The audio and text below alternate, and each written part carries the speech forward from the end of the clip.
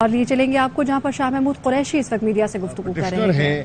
وہ ہمارے پارلیمانی لیڈر ہیں پنجاب اسمبلی کے جناب عثمان خان بزدار صاحب، سابق وزیر اعلیٰ، اور اس میں بہت سے ہمارے ممبران صوبائی assembly along with the endorsement of members of the National Assembly یہاں جمع کروائی گئی ہے۔ اسی طرح ہماری ایک پٹیشن اسلام آباد میں جس میں ہمارے سینیٹرز بھی ہیں، ممبران نیشنل اسمبلی بھی ہوں گے، اور وہاں جو قریبی دوست وہاں موجود تھے جن کو وہاں کنوینئنٹ تھا انہوں نے جمع کروائی ہے۔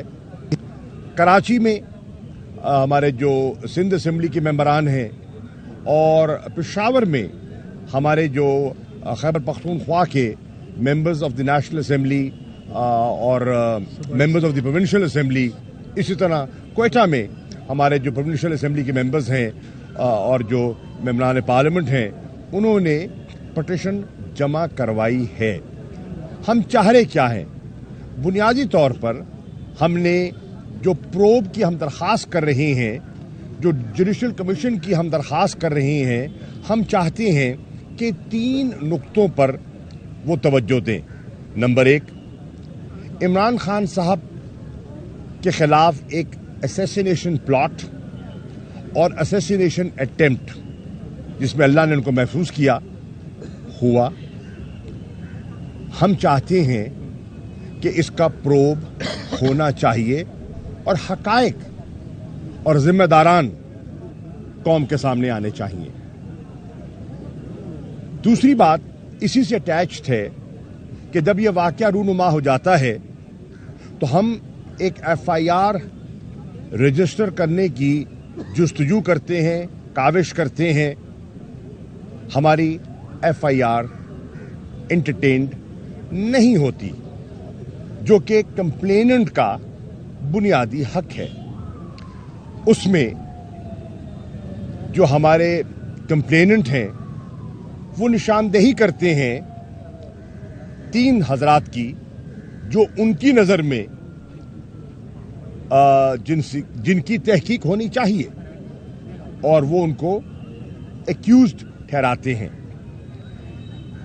ہمارا دوسرا نقطہ اس پٹیشن میں ہے کہ ہمارے سٹنگ سینیٹر اعظم سواتی صاحب اور ان کی اہلیہ کی تضحیک اور ایک ایسی دردناک ایک کہانی ہے جو آپ کے سامنے، جس کا ذکر کرتے ہوئے بھی تکلیف ہوتی ہے، اس کا پروب کیا جائے کہ اس کا ذمہ دار کون ہے۔ اس اللیگل ریکارڈنگ اور ان کی جو ڈگنیٹی کو وائلیٹ کیا گیا ہے، اس کا ذمہ دار کون ہے۔ ہماری اس پٹیشن میں تیسری جو ہماری درخواست ہے، جو ہم سمجھتے ہیں کہ اس جوڈیشل کمیشن کو جس پر غور و فکر کرنا چاہیے، وہ ہے ہمارے مشہور جرنلسٹ جناب ارشد شریف صاحب، جن کو کینیا میں قتل کیا گیا، اسیسینیٹ کیا گیا، اور مختلف قسم کی کیاسرائیاں اور مختلف قسم کی کہانیاں جو ہیں وہ آپ کے سامنے ہیں کہ حقائق کیا ہیں۔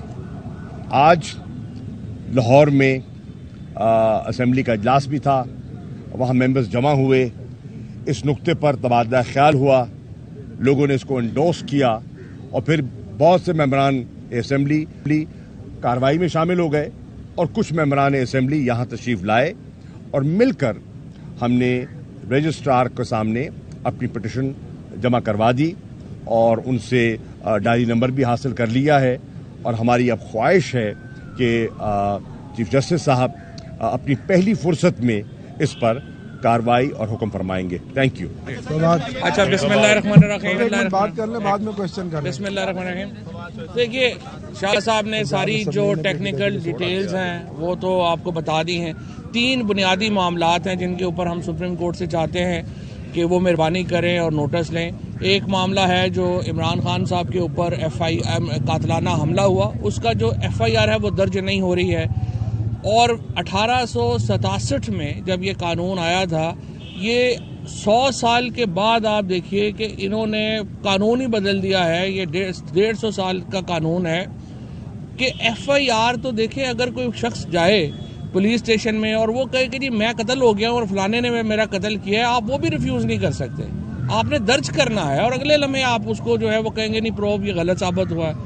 یہ قانون تو بڑا واضح ہے کہ میں کہتا ہوں کہ یہ لوگ جو ہیں یہ شامل ہیں اس میں، اس اسیسینیشن اٹیمپٹ میں. آپ اس کے اوپر پرچہ کریں گے. اعظم زواتی صاحب کے ساتھ جو معاملہ ہوا اور ارشد شریف، دیکھیں میں چیف جسٹس صاحب سے گزارش کروں گا سپریم کورٹ کے ادارے کو اتنا کمزور نہ کر دیں کہ پھر لوگ اس کی طرف دیکھنا ہی چھوڑ دیں. اس وقت پاکستان میں عدالتوں کا، پاکستان میں بزنس کانفیڈنس کیا ہے؟ 88% بزنس مین کہہ رہا ہے کہ یہاں بزنس کے حالات ہی نہیں ہیں. پاکستان میں عدالتوں، اب جو برٹش کورٹ کا بھی فیصلہ آیا جس میں التوا کے اوپر انہوں نے شہباز شریف کو جرمانہ کیا، اس کا کمپیریزن ہو رہا ہے پاکستان کے عدالتی نظام سے.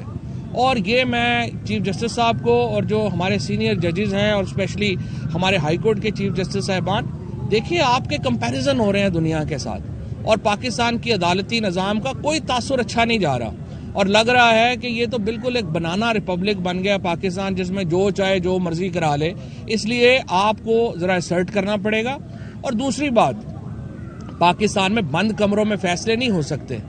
یہ جو کرائسس بھی ہے، اگر سپریم کورٹ نے آرٹیکل 69 کی نئی تشریح کر کے اور اسپیکر کے اختیارات میں تجاوز نہ کیا ہوتا اور آج ملک میں نئے انتخابات ہو چکے ہوتے، پاکستان آج بہتر صورتحال میں ہوتا. سیاسی فیصلے سیاستدانوں نے کرنے ہوتے ہیں، پارلیمان نے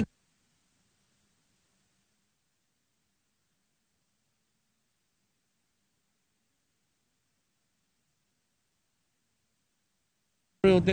اس سے عدالتی نظام کا ایک بحران کھڑا ہو گیا ہے پاکستان کے اندر، اور یہی حالات جو ہیں وہ باقی اداروں کے ہیں. پاکستان میں تحریک انصاف اداروں کا احترام بحال کرانے کے لیے یہ جنگ لڑ رہی ہے. ہماری لڑائی آئین کی بحالی کے لیے ہے، جمہوریت کی بحالی کے لیے ہے، اور اداروں کے وقار کی بحالی کے لیے ہے. اداروں نے غلط فیصلوں سے اپنے آپ کو بڑا نقصان پہنچایا ہے. ہمیں اداروں کو اپنے پاؤں پہ اوپر کھڑا کرنا ہے.